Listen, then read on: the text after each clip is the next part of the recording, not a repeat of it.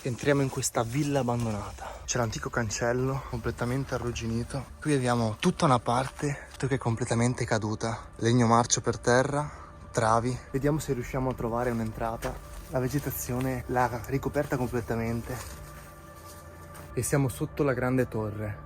Tutto è molto precario.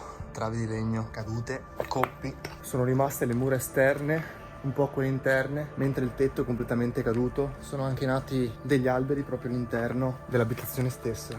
Una volta c'erano le stanze e quella porta ora è inutile. Bisogna fare molta attenzione dove si mette i piedi.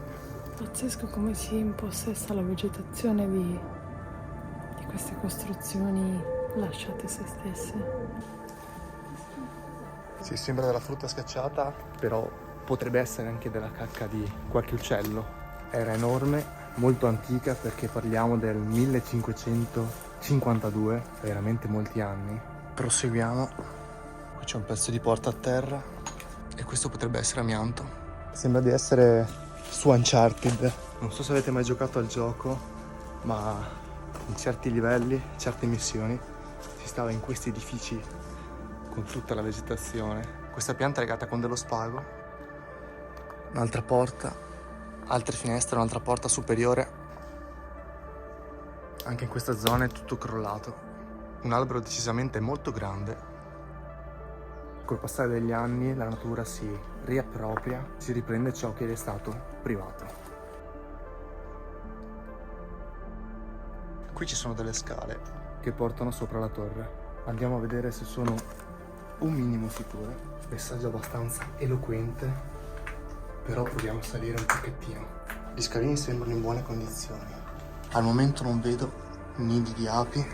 Qui c'è un piccolo pertugio a un primo terrazzo della torretta. Le mura sono tutte grigie e ammuffite. Qui bisogna usare molto l'udito, infatti ora sento che ci sono delle api. Sento un bel ronzio, infatti. È meglio scendere. E di corsa anche. E ringraziare chi ha scritto il messaggio sulla parete. C'è dell'etere un po' ovunque e qui c'è un po' tutta la zona centrale della villa e l'edificio è veramente molto grande.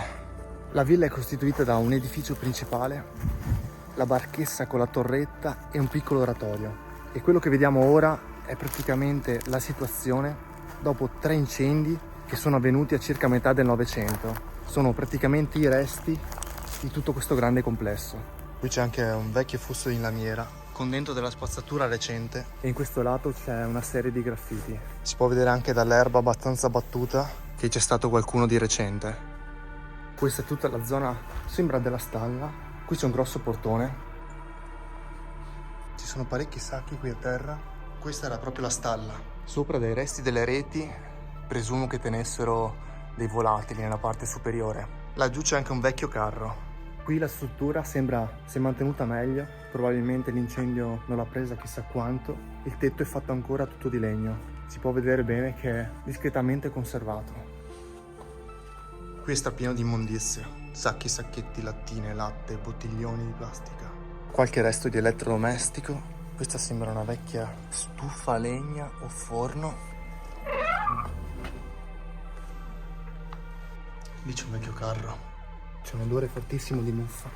2 vecchissime brande.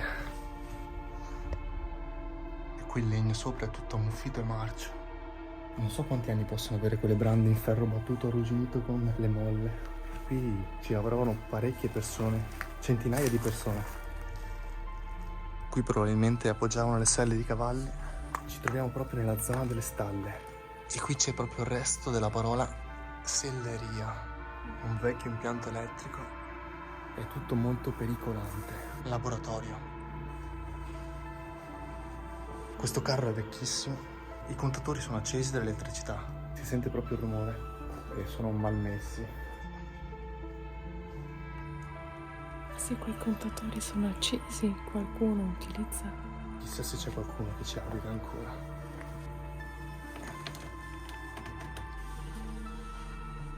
Questa zona sembra essere messa meglio. Le scale sono in pietra. Questa è la parte alta della stalla. Il solaio tipo. E anche qua sul tetto non c'è più.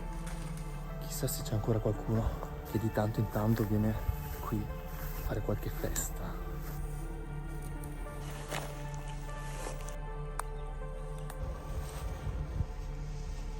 Vediamo se troviamo un pertugio per la facciata a nord. Qui la vegetazione si fa più densa, è particolarmente difficile entrare. Credo siano ortiche quelle.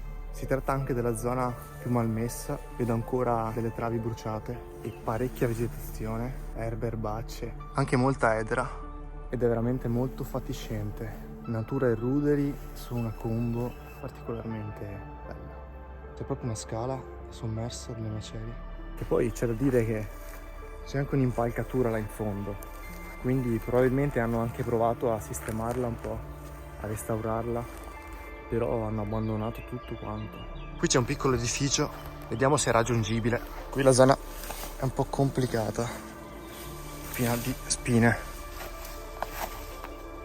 Una piccola cuccia.